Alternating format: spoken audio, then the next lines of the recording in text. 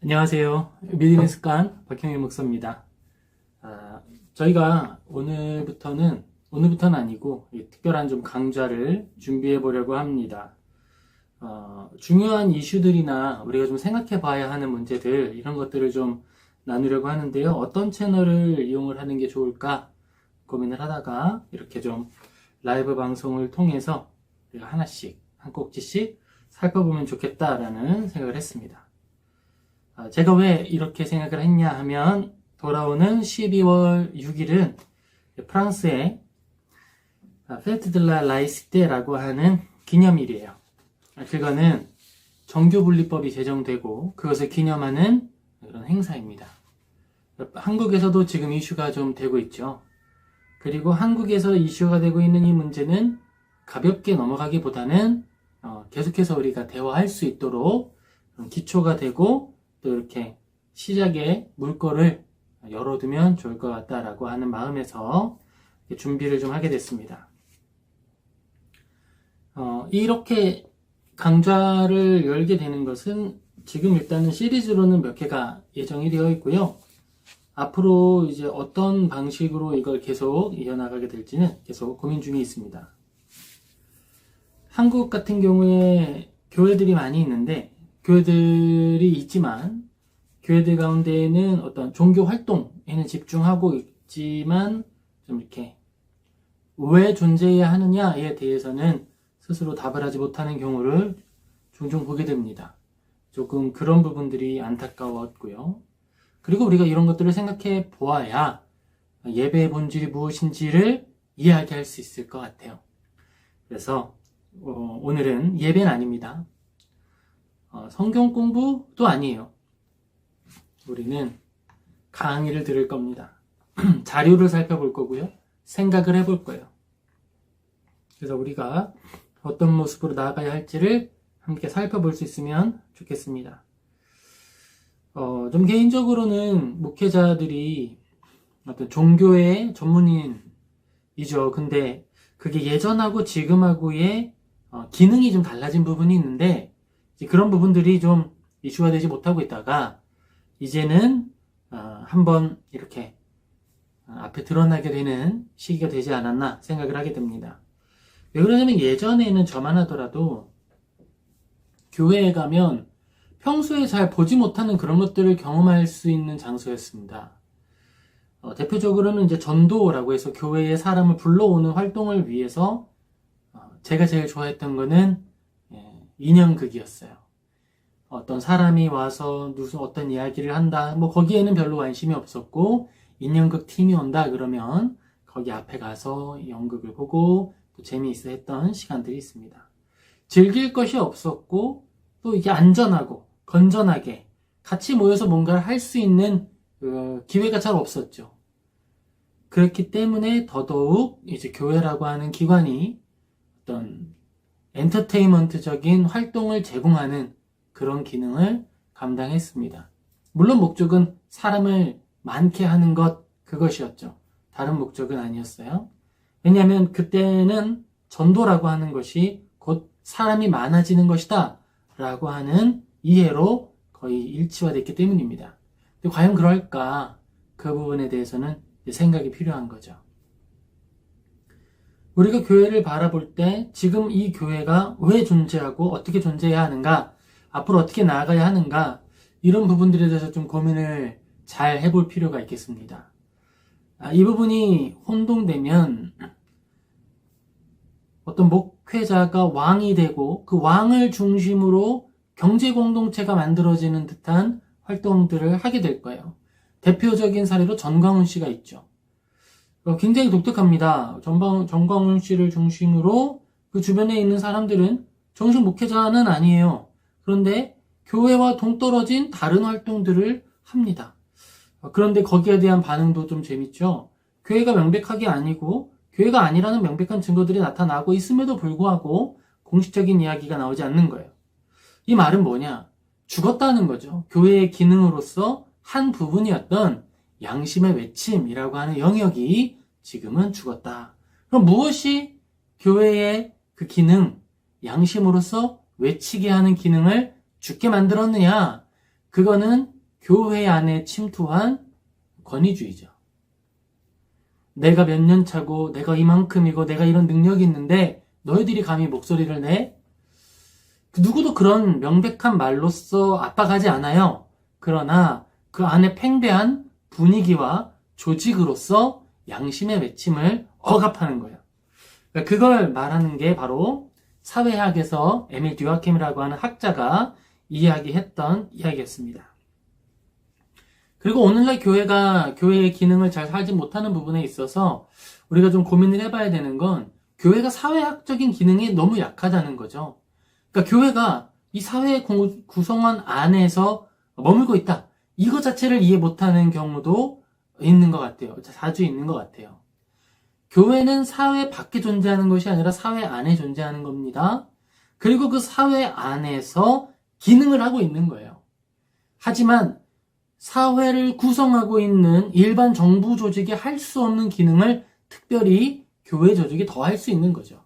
거기에 대해서는 영원한 길로서 나아가는 구원의 길을 제시하고 성령님의 인도하심 안에서 예수님을 닮아가는 성화됨의 길, 이런 부분들을 말하는 겁니다.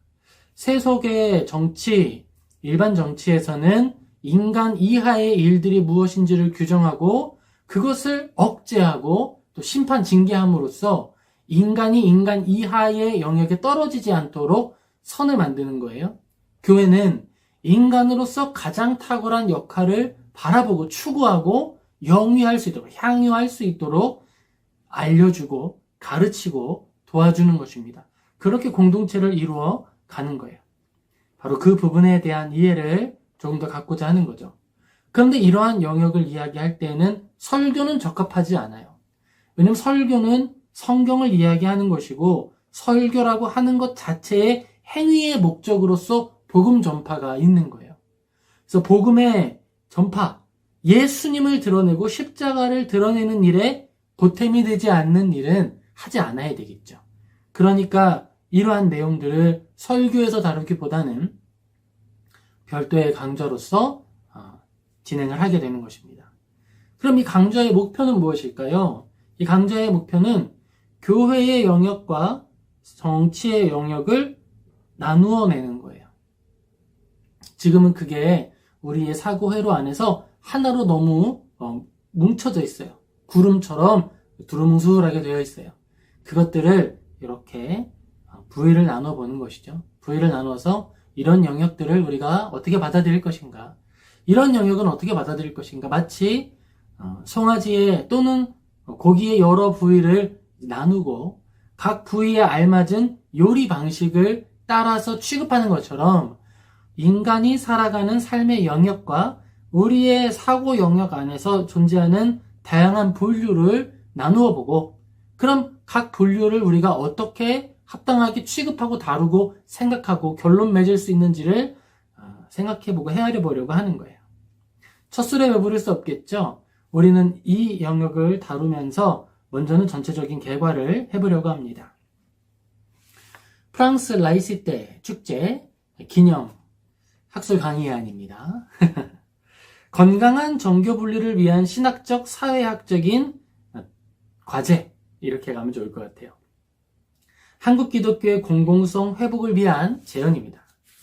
자, 12월 6일은 앞에서 제가 라이시테의 날이라고 했어요. Fête de la Laïcité라고 합니다.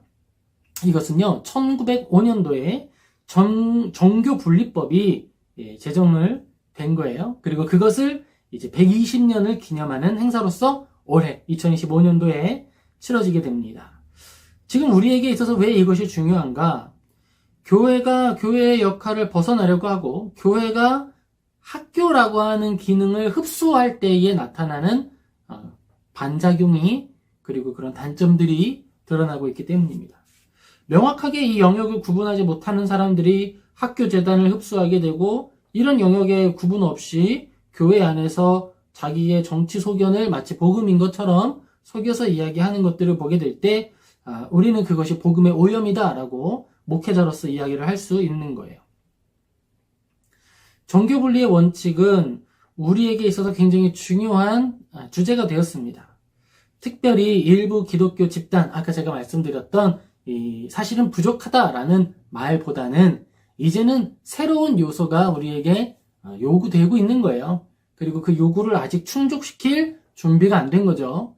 그러니까 이 교회들이 어떻게 그 요구를 충족시키고 시대에 반응할 뿐만 아니라 시대의 건전성과 하나님의 뜻에 일치하는 방향으로 나아갈 수 있을까를 고민해 보려고 하는 것입니다. 어떤 교회는 정치에 직접적으로 과도하게 개입해서 종교의 본래적 기능과 사회적 역할에 대해서 착각하고 있다라고 하는 걸 드러내게 됩니다. 일단은 전체 세계 역사에 있어서 정의다. 그러니까 모두가 받아들일 수 있는 사회적 개념으로서의 민주주의라고 하는 개념이 있어요. 타인의 자유를 침해하지 않는 한도 안에서 우리는 자유를 추구할 수 있다. 이익도 마찬가지죠. 타인의 이익을 훼손하지 않는 한도 안에서 이익을 추구할 수 있다. 이게 일단은 기본입니다. 그런데 이 사실에 대하여서 명백한 이해를 거부하고 타인의 자유뿐만 아니라 타인의 생명을 공격하려고 하는 의도를 가지고 행동하는 종교 조직이 있다. 교회라는 말을 아니에요. 그러한 종교 조직에 대하여서 오늘 우리는 어떻게 생각해야 하는가 이 부분이고 어떻게 생각하고 그들을 대해야 하느냐에 대한 대안이 바로 종교 분리가 되는 거예요. 종교 분리를 이야기하면서 어떤 분들은 굉장히 막 화를 내면서 교회의 권위가 무너졌다 막 이렇게 표현을 합니다. 근데 아닙니다. 그거는 교회가 권력을 가진 집단인 것으로 착각하기 때문인 거예요. 교회는 권력을 가진 집단이 아닙니다. 교회는 양심을 가진 집단인 거예요. 교회는 양심을 가졌기 때문에 그들에게 아무 권위가 없음에도 불구하고 이야기할 때에 권위가 부여되는 거예요. 에밀 듀하켐의 이 이론으로 보면 그들은 우리가 가지고 있는 법제화되지 않은 공공의 일치된 양심, 그 일치된 양심에 대한 합당한 가르침을 베풀기 때문에 권위가 생겨난 거예요.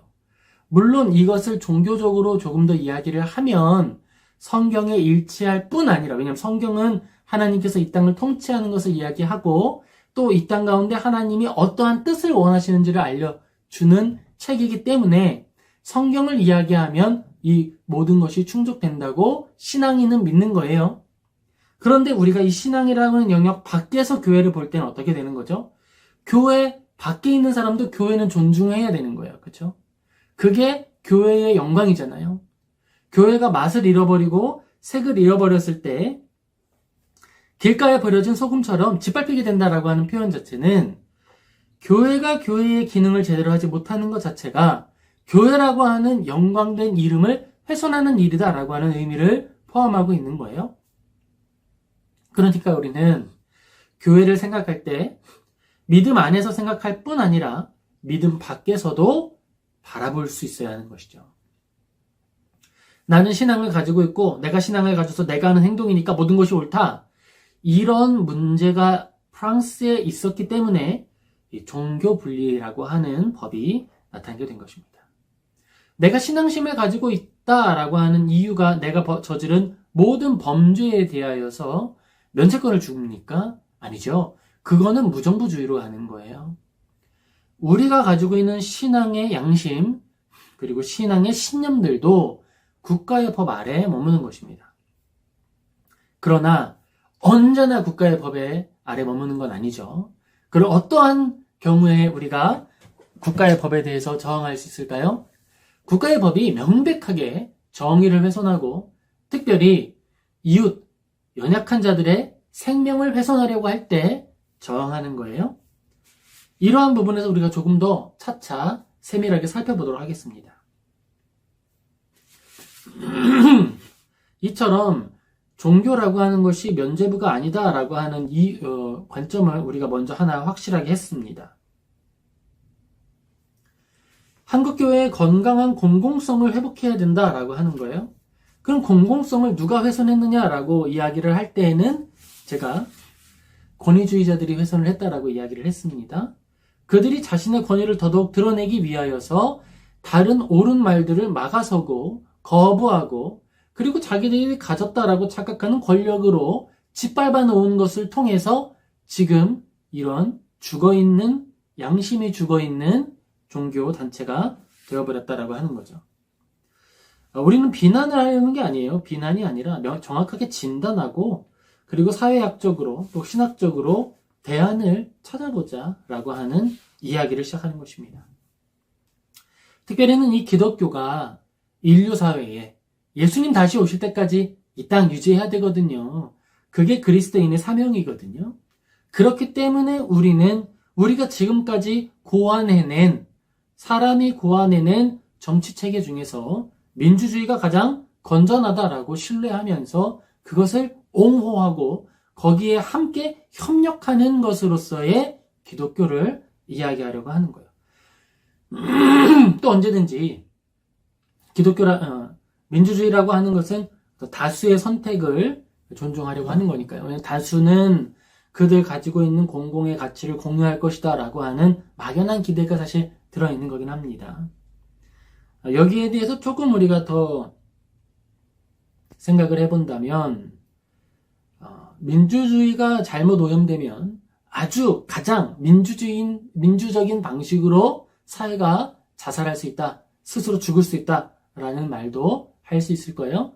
그러니까 우리는 그러한 일이 나타나지 않기 위해서, 민주주의가 성립하기 위해서는 성숙한 시민이 전제되어야 합니다. 그리고 교회의 영역은 이 성숙한 시민의 영역에 그 기능이 주어져 있는 거예요. 책임이. 그런 부분들을 이야기하는 것입니다.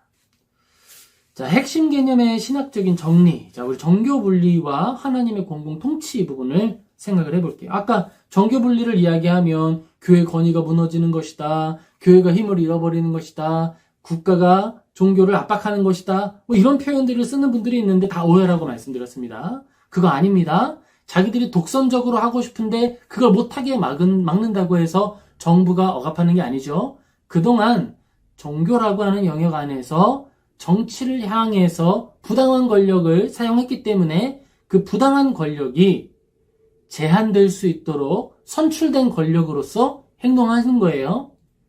목회자가 선출됐습니까? 아니죠. 임기가 있습니까? 아니잖아요. 그렇기 때문에 그는 시민의 한 사람이고 시민의 한 사람으로서의 역할과 책임이 있는 거예요. 그러니까 정교 분리를 이야기할 때 이것은 교회에 대한 도전이 아니라 교회의 건전성에 대한 검토 요청이라고 보는 것이 맞다라는 것입니다. 개혁주의 신학은 정교 분리를 단순히 국가 권력과 종교 권력의 제도적 분리를 넘어서 다른 관점으로 바라보는 거예요. 성경을 따르는 개혁주의 전통 안에서 정교 분리의 원칙은 하나님께서 두 영역을 모두 통치하신다라고 하는 이 믿음으로부터 출발하는 겁니다. 거기서 끝나는 것이 아니고요. 출발하는 거예요. 그런데 하나님이 통치하시는 두 영역은 세속의 영역이 있고 이건 일반 정치와 일반 권력의 영역이죠. 또 하나는 영적인 권위, 영적인 통치가 있다라고 하는 거예요. 그런데 이 둘은 대립적인 관계로 머물러 있는 것이 아닙니다. 이것은요, 전체, 일반 통치라고 하는 것 안에 특별한 통치 원리가 존재하고 있는 거예요. 특별한 통치라고 하는 교회를 무엇이 둘러싸고 있습니까? 전체, 일반은 총이라고 하는 것이 둘러싸고 있는 거예요. 그러면 이 둘은 어떻게 존재를 하느냐? 가운데 머물러 있는 특별한 통치 영역이 바깥을 싸고 있는 세속 통치 영역을 향해서 선한 영향력을 흘려보내는 거예요. 이 선한 영향력은 단순히 그들을 향해서 인원수로 밀어붙이거나 어떤 종교적 권위를 가지고 짓누르는 방식이 아닙니다. 교회는 광야에 외치는 소리인 거예요. 외치는 겁니다. 그런데 그 외치는 소리가 하나님의 말씀을 힘입어서 드러나고 하나님의 말씀을 힘입어 드러난 그 말씀 자체가 교회의 외침 자체가 사람의 모든 영혼을 유익하게 하는 그런 핵심에 도달해 있기 때문에 권위가 발생하는 거예요. 교회는 스스로 권위를 부리는 단체가 아닙니다. 스스로 권위를 부리기 시작한다면 그는 교회에 속한 사람이 아닌 거예요. 예수님께서 먼저 하늘 영광의 보좌를 버리시고 이 땅 가운데 가장 낮은 자, 종의 형상으로 오셔서 죽음받을 자, 죄인 중 하나가 죽어야 하는 그 십자가에 달려 죽으셨는데 끝까지 내려놓음과 비워냄의 모습으로 이 땅에 오셨고 우리의 모범이 되셨고 십자가에 달려 죽으시고 부활하시고 다시 오시리라 약속하셨는데 교회가 그 예수님을 믿고 따르고 그 본을 그 뒤를 걷는다라고 하는 교회가 예수님의 모범과 반대되는 길을 간다 그러면 그거는 최소한 예수님을 따르지 않는 어떤 집단이 되는 거예요. 최소한이죠. 교회가 될 수 없는 거예요. 존 칼빈은 기독교 강요에서 영적인 통치, 이건 교회를 말하는 거죠. 그리고 정치적 통치, 국가를 구분합니다. 이 둘은요, 서로 다른 목적과 수단으로 하나님께 봉사하는 거예요. 제가 처음에 말씀드렸죠? 국가는 법과 폭력이라고 하는 도구를 갖습니다. 합법적으로. 국가가 경찰 권력 또는 이 수사 권력 이런 걸 갖게 되는 근거가 뭐예요? 개인의 욕심과 개인의 탐욕이 다른 사람의 재산과 생명, 자유를 억압하지 않을 수 있도록 또 확대해서 몇몇 소수의 권력과 그들이 가지고 있는 폭력의 크기가 다른 소수의 사람들을 억압하고 자유를 훼손하고 생명을 빼앗고 그들에게 악을 행하지 않을 수 있도록 압도적인 폭력을 갖게 되는 거예요. 그것이 바로 국가가 갖는 억제 능력의 기원입니다. 이걸 이야기한 사람은 토마스 홉스고 토마스 홉스가 시민론이라고 하는 책에서 이야기를 하는 거예요. 그러니까 국가는 인간이 인간 이하의 삶으로 떨어지지 않기 위해서 폭력과 권위라고 하는 것을 사용하는 겁니다. 그래서 인간이 죄를 지으면 잡고 또 그가 죄를 짓지 않도록 감옥에 격리하는 거예요. 그러면은 영적인 통치 안에 있는 교회는 어떻게 해야 할까요? 영적인 통치 안에 있는 교회는 사랑과 용서, 돌봄을 도구로 쓰는 거예요. 여기는 권위도 없고요. 폭력도 없습니다. 권위와 폭력이 나타난다? 교회가 아닌 표지가 이미 드러나고 있는 거예요. 폭력을 통해서 복음을 전파하려 했었던 오류가 있었죠. 기독교 안에 있었어요. 그건 우리가 회개해야 되고 돌이켜야 됩니다. 십자가는 전쟁이죠. 절대로 복음은 그렇게 전파될 수 없습니다. 복음은 광야에 외치는 자의 소리가 되어서 하나님의 말씀을 힘입어 양심에 가장 가까운 소리를 외칠 때 사람의 마음이 열려 반응하게 되고 그리고 성령님께서 그의 영혼 가운데 임재하셔서 특별한 기능을 부여하시는 거예요. 그래야 복음이 전파되는 거예요. 그런데 교회가 타인의 자유를 억압하고 타인을 공격하고 훼손하고 악을 행하는데 자신의 사이즈와 크기, 권력, 재정을 가지고 그 악을 덮어내는 데 쓴다. 그러면 벌써 끝난 거죠. 문제가 끝난 거예요. 거기에는 뭐 아무것도 없습니다. 아무것도 있어서는 안 되고 모든 것들을 회수해야 되는 거예요. 그걸 누가 해줘야 돼요? 국가가 하는 거예요. 고장난 조직에 대한 징계, 폭력을 사용할 수 있고 고장난 조직에 대하여서 해산을 명령할 수 있는 건 국가에 부여된 일이에요. 그런데 교회가 많이 사랑한다고 해서 해산 명령할 수 있습니까? 없죠. 많이 나누고 돌보고 베푼다고 해서 해산 명령할 수 있습니까? 없습니다. 그래서 교회는 세상 권력보다 더 탁월하다. 그리고 그 위에 있다라고 말할 수 있는 거예요. 권력적으로 더 탁월해서가 아니라 세상 권력이 교회를 향해서 영향력을 발휘할 수가 없어요. 사랑의 법이 운영하고 있고 나눔의 법과 낮아짐의 법이 운영되고 있는 조직을 어떻게 국가가 간섭할 수 있겠습니까? 장려해야죠. 더더욱 장려하고 도와주고 더 그들이 힘을 낼 수 있도록 해줘야죠. 그게 정부의 기능이죠. 왜냐하면 모든 공동체의 사람들에게 사랑이 더 풍부해지고 나눔과 섬김이라고 하는 가치가 더 흘러가기 위해서는 올바른 가치를 추구하고 있는 조직에 대하여서는 도움을 주게 되어 있는 거예요. 그것이 바로 정교 분리의 원칙 안에서 나타나게 되는 균형입니다. 만약에 교회가 권력, 폭력이라고 하는 것을 가지고 정부와 싸우려고 한다 그러면 이 정교 분리의 기본 개념 자체를 착각하고 있다라고 하는 거죠. 지금 교회가 있지도 않은 권위를 사용하려고 했고, 사용했고, 오용했기 때문에 거기에 대한 문제 제기가 되는 거예요. 교회가 더 많이 사랑했고 더 많이 나누었고 더 나아졌다면 아무 문제 없었다라는 부분입니다.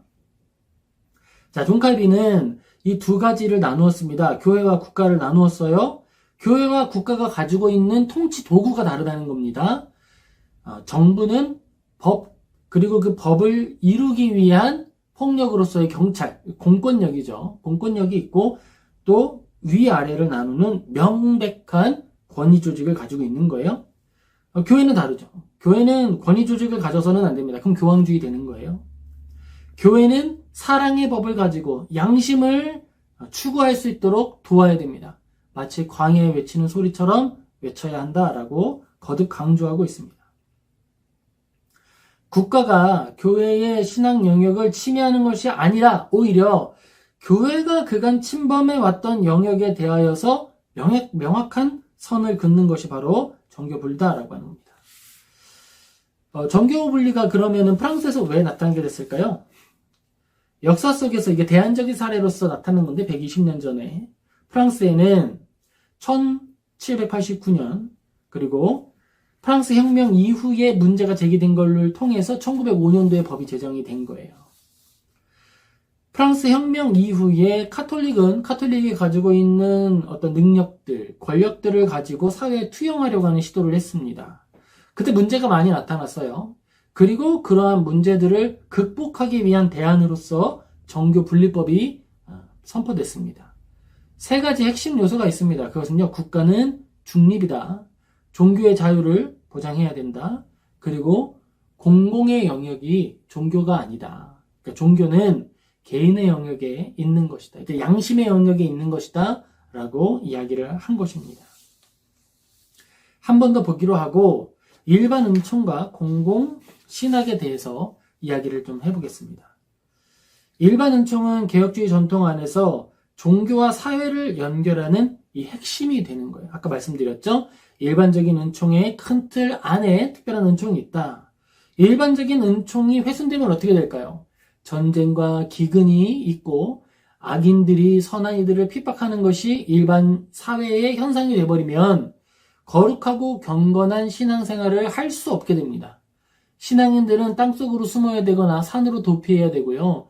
예수님이 다시 오실 때까지 건전하고 올바른 신앙을 계승하고 누리는 그 복을 누릴 수가 없게 되는 거예요. 그것이 문제죠. 그러니까 교회는 경건하고 거룩한 신앙을 계속 유지할 수 있도록 기능을 해야 된다라고 하는 거예요. 복음을 전파하는 것은 고유한 능력입니다. 교회의 고유한 능력이에요. 그런데 이 교회가 건전한 시민으로서 기능하고 건전한 시민사회를 이루는 일에 공헌하는 것은 이 땅에 예수님이 다시 오시는 날까지 사명을 감당하는 일이 되는 거예요. 그거는 복음 전하는 일하고는 관계없지 않습니까? 아니요. 총탄이 날아가고 탱크가 지나가는 상황에서는 복음을 전할 수 없습니다. 평화가 유지되고 대화의 기틀이 마련된 후에 우리는 찬양하고 예배하며 복음을 전하며 마음껏 사랑하고 베풀 수가 있는 거예요. 그러니까 일반 은총적인 이 영역이 공공의 통치 영역을 교회는 포기하면 안 된다는 거죠. 근데 여기서 포기하지 않는다는 걸 권위를 부리고 거기 안에서 뭔가를 교회 이름으로 해로운 일을 한다라고 생각을 하면 안 된다는 겁니다. 아브라함 카이퍼는 하나님의 은혜가 구원에 이르는 특별한 은총 이외에도 타락한 세계가 완전히 파괴되지 않도록 보존하며 문화와 학문, 국가 등 모든 영역에서 선을 이루도록 하는 일반 은총으로 임한다고 봤습니다. 그렇죠? 일반 은총 덕분에 비기독교인도 정치, 경제, 사회 영역에서 정의롭고 유익한 기여를 할 수 있다라는 거예요. 그런데 어떤 방식으로 참여해야 하느냐? 교회의 이름으로 가는 것이 아니고 교회 단체 이름으로 가는 것이 아니고 시민의 영역으로 가야 된다는 거예요. 개인으로서 참여할 수 있다는 거예요. 개인으로서 피켓 시위할 수 있죠. 개인으로서 모든 행위할 수 있습니다. 그러나 언제나 그거는 건전한 시민으로서 참여하는 거예요. 내 표를 사용하는 것과 내가 위임한 이 표에 대한 책임을 묻는 것으로 하는 거예요. 근데 여기에 막 종교 권력을 부리듯이 사용하려고 하면 안 된다라고 하는 겁니다. 기독교인은 공공의 영역에서 비기독교인과 함께 협력해야 됩니다. 교회 이름으로만 모여야 돼. 교회 안 믿는 사람은 절로 가가 아니고요. 비기독교인과 협력해서 공동선을 이루어야 돼요. 이 공동선이라고 하는 건 뭘까요? 명백하게 얘기하면요, 자유민주주의를 수호하는 거예요. 타인의 생명과 재산, 그리고 양심을 훼손하지 않도록 막아서는 겁니다.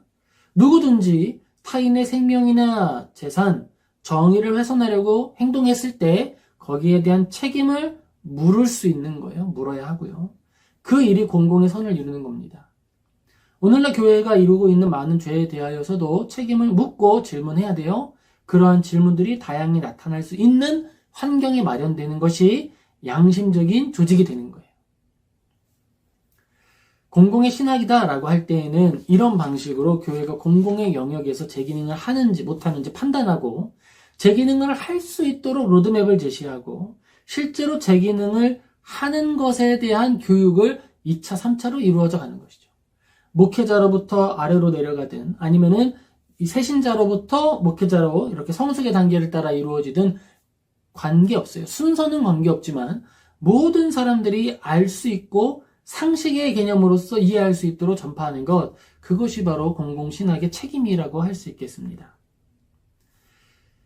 교회가 교회 내부의 문제만 머물지 않아야 한다라고 하는 거예요. 근데 심지어 지금은 교회 내부의 문제도 바라보지 않죠. 실제로 그러고 있잖아요. 그런 부분에 있어서 죽었다라고 하는 거예요. 기능을 하지 못한다라고 하는 것이죠.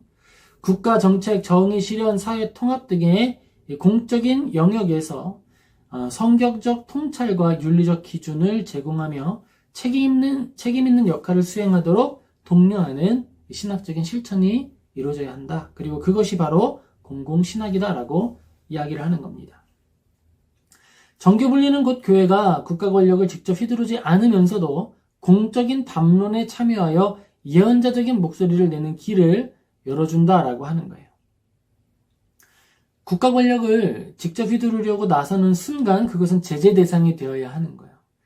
우리가 개인이 개인을 향한 명백한 죄에 대하여 보복을 할 때 규제합니다. 왜 그럴까요? 그걸 사적 제재라고 부르죠. 그것이 반복되면 국가가 붕괴되는 거예요. 그래서 어떤 사람이든 죄에 대하여서 판결을 받을 때에는 법을 따라 이루어지도록 하는 것입니다. 사적 제재가 이루어지지 않도록 하는 거예요. 그런데 교회가 직접 나선다라고 하는 것은 마치 너희들이 잘 못하니까 내가 직접 할게라고 하는 사적 제재 또는 사적 개입을 하려고 하는 거예요. 농단이죠. 그런 부분을 하려고 하는 것이기 때문에 개인으로서 나서야 한다. 그리고 교회의 가장 큰 기능은요, 교회가 정치 권력을 견제하는 가장 좋은 방법은요, 말하는 거예요. 담론입니다. 가장 선한 것과 옳은 것을 외쳐 말함으로써 거짓말로써 선동하려는 이들의 권위를 다시 회수하는 것. 그게 교회의 역할이에요. 그럼 교회는 어떨 때 권위를 갖습니까? 교회가 아니라 노회나 아니면 총회나 어떤 교회 조직이나 뭐든 그것이 선할 것이다 라고 하는 기대를 가질 때에 권위를 갖는 거예요. 선할 것이라고 하는 기대조차 받지 못하면 그냥 2, 3류 동아리 되는 겁니다. 지금 그런 문제가 나타나지 않게 하기 위하여서 우리가 기도하며 또 생각을 해 나아가는 거예요. 여기서 끝나는 게 아니라 이것은 시작을 알리는 거예요. 이러한 영역에 고민이 있었고 이제는 우리가 한국이 이러한 고민을 할 때가 됐다라고 이야기하는 것입니다. 두 번째, 현상 분석과 사회학적 진단, 그리고 이 기능의 혼동과 극우 기독교 현상, 정치와 결합된 종교 기능의 혼동, 여기에서 우리가 중요하게 다뤄야 하는 것은 정보의 부재예요. 사색의 부재, 그리고 상식의 부재입니다. 한국 기독교 내부에 발생하는 정교 분리 문제의 핵심은 종교 기능의 혼동에서 비롯되었습니다.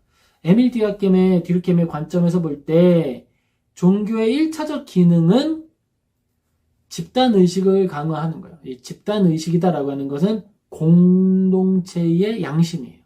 공동 양심의 기능을 강화시키는 거예요. 이것을 거룩한 일이라고 부르는 거예요. 사회가 더 깨끗해지고 사회가 더 정직해지고 사회가 약자에 대하여 공감하며 돕는 것, 그 거룩한 거 아닙니까? 맞죠? 그것을 바로 우리는 거룩한 섬김, 나눔, 사랑이다라고 말하는 거잖아요. 야고보서에서 이야기하고 있는 게 그거 아닙니까? 형제를 사랑한다고? 너는 무엇으로 보여줄 것이냐? 이러한 질문을 하는 것이죠. 교회의 1차적 기능은 바로 이거라는 거예요. 사회적 연대와 통합의 기능을 달성하는 것이다. 이것이 성경책 안에서 발견되는 교회의 기능이고, 또한 성경을 전혀 믿지도 않고 따르지도 않는 사람들이 보더라도 교회가 있으면 좋다라고 인정하는 영역이 이 영역이라는 거예요. 그래서 이 두 개가 함께 받아들일 수 있는 영역이기 때문에 울타리를 둘러싸고 있는 일반 은총, 그 안에 존재하는 교회의 특별한 은총, 이렇게 구별할 때 이게 타당하다라고 하는 게 우리는 일반 세계를 살아가는 사람들의 억제되지 않은 욕심에 대하여서 동의할 수 없어요. 그래서 그들과 우리 사이에는 공유되지 않는 가치들이 존재할 수 있습니다. 그런데 교회가 가지고 있는 가치는 어떤 것이죠? 사랑과 나눔과 섬김이라고 했잖아요. 그러니까 그 가치들은 바깥 세계를 구성하고 있는 일반 사람들이 보기에도 합당하고 타당하기 때문에 받아들일 여지가 있다는 거예요. 그러니까 교회가 가지고 있는 내면의 영역은 일반 사람들의 중심에도 공동 이렇게 수용될 수 있는 가능성이 반드시 존재하기 때문에 일반 은총 안에 특별한 은총이 존재한다라고 하는 거예요. 그런데 이 특별 은총이 특별한 이유는 또 뭐죠? 특별한 은총을 가진 사람만 갖는 비공유적인 특징이 있기 때문에 그래요. 사회적 기능과 존재론적 기능은 똑같아요. 그런데 아주 특별한 기능이 다른데 그것은 구원의 기능이고 성화의 기능입니다. 그러한 부분에서 차이가 있다라고 하는 거예요. 종교는 개인에게 궁극적인 의미와 소속감을 제공하며 공동체의 도덕적 규범을 형성하는 근원이다. 도덕적인 규범을 만드는 일에 교회는 기여해야 돼요. 건물 짓고 그 건물 짓는데 불법하고 그걸 막 세습하려고 하고 정년 없애고 그렇게 하면 교회가 도덕적 규범을 외칠 때 공감을 얻을 수 없겠죠. 예수님의 이름에 먹칠을 하는 거겠죠. 복음을 전파한다라고 말 못하겠죠. 복음 전파하면 뭐랍니까? 그 사람들이 다 복음을 맡고 있는데. 복음 전파라고 하는 부분에 있어서도 교회의 사람을 끌어오는 영업 활동이 아니라 예수님을 향한 믿음을 갖도록 양육하고 또 그들을 이끌어 천국으로 인도하는 것이다라고 하는 개념을 잘 가져야겠습니다. 근데 교회가 어떤 부분에서 자기가 가질 수 없는 권위에 욕심을 부리고 특정 정치 세력과의 결합이 심화되면서 종교가 가져야 할 본래 도덕적 영적인 기능을 스스로 훼손하는 거예요. 정치 권력이나 특정 이데올로기의 수호의 수단으로 전락됐습니다. 이러한 현상이 바로 극우화 현상이에요. 이는 종교적 열심을 이용하는 악한 행태입니다. 본래의 거룩한 목적으로서 도덕적 규범을 만들고 그것을 공유하고 그 공유된 양심을 통해 사회가 더더욱 거룩한 방향으로 나아갈 수 있도록 이끌어가고 앞장서는 역할을 교회가 해야 하는데 그것을 포기하게 됐다라고 하는 거예요. 성스러운 목적 대신에 타락한 탐욕을 가지고 모이는 조직이 됐다. 그런 부분들이 바로 종교 기능의 혼동으로부터 나타난 문제, 이렇게 볼 수 있다는 것이죠. 극우 기독교 현상에 있어서 가장 큰 문제는 사회 규범 파괴예요. 나의 양심, 또 교회가 교회 역할을 하지 못하는 것에 대해서 정부가 문제 제기를 하는 것에 대해서는 극렬히 반응하려고 하면서 일부가 극우들이. 그런데 어떤 사람들은 오히려 교회가 교회의 이름을 가지고 다른 이의 생명을 해치고 훼손하고 자유를 억압하고 아주 심각한 범죄를 하는 것에 대해서는 침묵하고 있다라고 하는 거예요.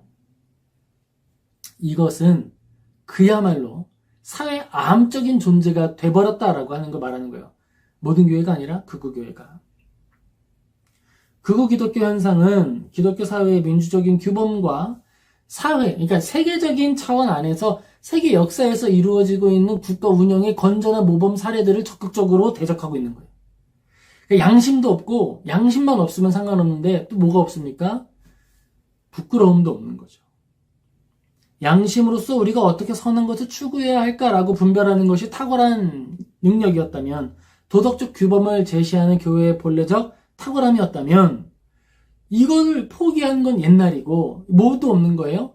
이제 오히려 내가 좋아하는 것 아니면 나한테 이익이 되는 것만 옹호하려고 하고, 나한테 이익이 되지 않으면 혐오의 말로써 잘라내려고 하는 문제를 하고 있는 거예요. 근데 이게 한두 사람의 문제가 아니라는 게 우리의 고민입니다.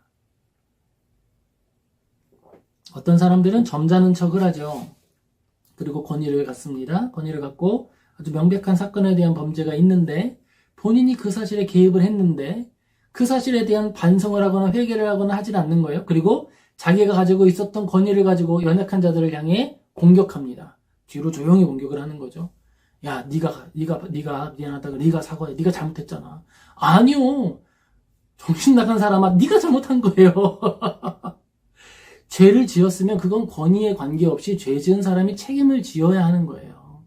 그걸 권위가 없다고 연약하다고 다른 사람에게 전가시키면 그게 뭡니까? 그게 뭐 하자는 거예요. 특별히 교회 안에서 그런 문제가 나타난 것에 대해서 우리는 어떻게 해야 하는가? 우리는 이러한 부분을 지금 마주하고 있다라고 하는 것입니다.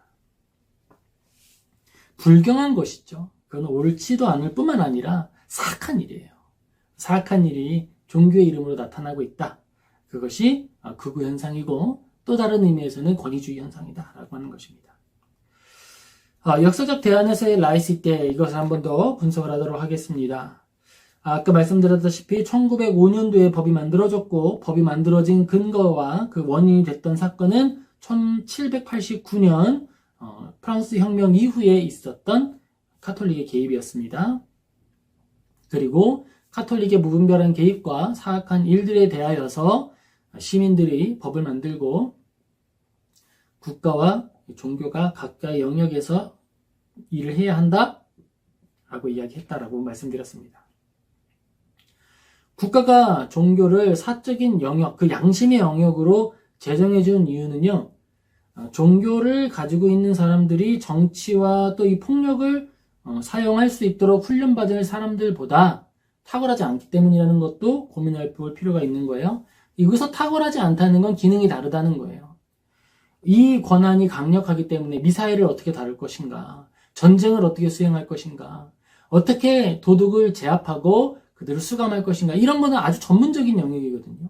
그런데 이런 전문적인 영역에 대하여서 훈련받지 않고 충분히 고민하지 않은 상태에서 종교적 열심과 열정만 가지고 참여하면 사고가 발생하는 거예요. 이것은 마치 어린아이들이 어린이집의 규칙을 잘 지킨다고 해서 이제 난 모든 걸 잘할 수 있으니까 운전을 스스로 해보겠습니다라고 말하는 것과 똑같은 거예요. 각 영역이 주어져 있고 각자의 전문이 다른 겁니다. 화학을 전공한 교수가 이제 내일부터 내가 사람을 좀 이해하니까 수술을 집도하겠습니다라고 말하지 못하는 것과 마찬가지인 거예요. 그러니까 기능이 다르다는 거예요. 기능이. 정치 권력을 가진 사람이 교회 안에 들어오면 무능할 수 있듯이 종교 권력 안에서 훈련받고 종교 안에서 탁월했던 사람들이 그 모든 직무를 다 수행하지 못할 수 있다는 것입니다. 그러므로 분리될 필요가 있다. 한국의 종교 분리의 이 비교에 대한 것들을 카테고리로 묶어서 좀 생각을 해보겠습니다. 프랑스의 라이시 때는 1905년이고요. 한국의 종교 분리는 헌법 20조에 기록되어 있습니다. 핵심의 목적은 두 개가 좀 달라요.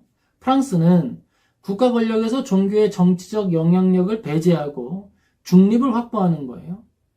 권력자가 종교에 의해서 종교를 향해서 영향을 하지 않는 것이다. 한국은 좀 다르죠. 국가의 종교 중립 그리고 종교 활동의 자유보장 이런 부분이 있습니다.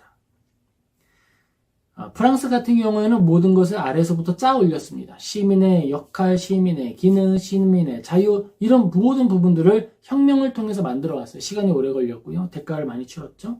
한국은 조금 달랐습니다. 이식되는 방식으로 추구됐어요. 일제강점기 이후에 일본이 우리를 수탈했죠. 그 힘든 상황 속에서 우리는 자유를 알았고 그리고 만세운동과 독립운동을 통해서 자유를 회복하게 됐습니다. 그리고 그런 과정 가운데에 정교 분리를 이야기하게 되는 거예요. 그런 역사적 차이가 있기 때문에 접근 방식에 있어서 차이가 있었다. 그래서 목적으로서 말하고 있는 핵심 내용이 조금 차이가 있을 수 있다는 거예요. 근데 오늘날 극우 기독교의 문제를 보면 이제는 한국의 정교 분리에 대한 이해와 목표도 프랑스의 라이스트에서 이루어졌던 이 정교 분리적인 개념, 이해, 목표 이런 부분들을 인용하고 또 개발시켜서 적용할 필요성을 우리는 좀 느끼게 되고 있습니다. 자, 두 번째입니다. 프랑스 라이스트와 한국의 정교 분리에 대한 종교적인 접근. 프랑스는 종교를 사적인 영역으로 규정한다라는 거예요. 사적인 영역이다라고 하는 것은 더 좋은 표현으로는 양심의 영역으로 규정하는 게 맞다라는 것이죠. 공공의 영역에서는 분리하고 있습니다. 이것은 무엇이냐면은 교회가 가지고 있는 이 사상이 정치나 일반 외형으로 드러났을 때에 나타나는 문제들을 이야기하고 있는 거예요. 한국으로 말하면 이제 극우 기독교의 어떤 극렬한 혐오 활동들 같은 걸 말하는 거죠.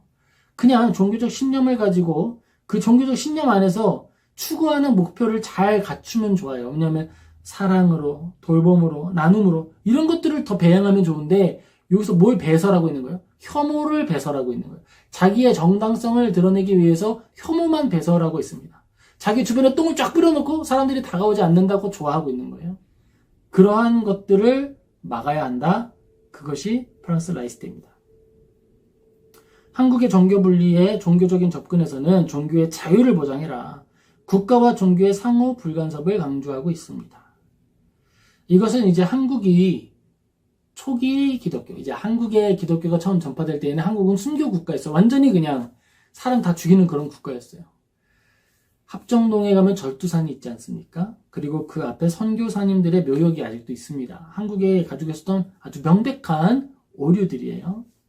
그런 부분에 있어서 종교의 자유를 보장한다라고 하는 종교적 접근이 또한 있다라고 하는 겁니다. 그리고 이런 부분에 있어서도 이제 우리는 오류를 보았으니 거기에 대한 대화를 할 때가 되었다라고 말을 하는 것이죠. 역사적인 배경에서의 프랑스는 강력한 카톨릭 교회의 혁명적 공화주의 이 둘의 권력 투쟁의 산물로서 등장을 하게 됐고 한국은 일제강점기 이후에 자유민주주의 이념의 수립의 과정에서 드러나게 된 거예요. 그러니까 역사적인 배경에서 카톨릭과 혁명공화 간의 다툼이 있었던 프랑스는 실제적인 사례를 가지고 연구하고 법을 만들게 된 거고 일본 강점기 이후의 자유민주주의를 이루고 수립하게 된 한국은 이 사상체계 안에서 명확한 문제를 지금 마주한 것은 아니고 사상체계 안에서 느슨하게 이 법을 규정하게 됐던 부분이었어요. 근데 이제 그런 부분들이 시대가 지나고 사람들이 많이 영향력을 가지게 되면서 이제 문제가 됐다라고 하는 부분입니다. 사회학적인 의미에 있어서 프랑스의 라이스트, 종교와 세속 권력의 분리는 공화적 집단의식 강화를 위한 제도적 배제 이런 걸 이야기하는 거예요. 그리고 한국은 다원주의적 규범 안에서 자유로운 종교 활동을 보장한다. 그러니까 종교를 보장하자라고 하는데 초점이 있지 지금 이 종교로서 어떠한 오염된 행태를 할 수 있는지에 대한 이해는 없는 거예요. 보이지 않는 거예요. 그리고 이런 부분에 대해서 우리가 이제 고민을 한다라고 하는 것을 기억하면 되겠습니다. 정교 분리가 교회를 탄압하는 것이 아니라 교회가 잘못 행하고 있는 것들에 대하여서 지적하고 올바른 영역을 설정하고 있는 것이다 라는 이해입니다. 프랑스 라이스 때는 국가가 종교에 대해 철저히 중립을 지킴으로써 종교가 정치적 영향력 경쟁에서 벗어나 순수한 도덕적, 영적 기능을 수행하도록 간접적으로 유도했다라는 점에서 시사하는 바가 크다. 한국교회는 이러한 엄격한 국가 중립의 의미를 되새겨 정치적 투쟁 대신 사회적 공공성에 기여하는 길을 모색해야 한다. 우리는 이렇게 좀 생각을 좀 해보면 좋겠습니다. 한국의 이제 건강한 종교와 사회적 공공성 이런 부분들은 다음 시간에 다루도록 하겠습니다. 우리가 오늘 몇 가지를 생각해 보았는데요. 지금 우리는 교회의 기능으로서 가르치고 배우는 기능을 좀 더 강화해야 하는 시기를 지나가고 있습니다.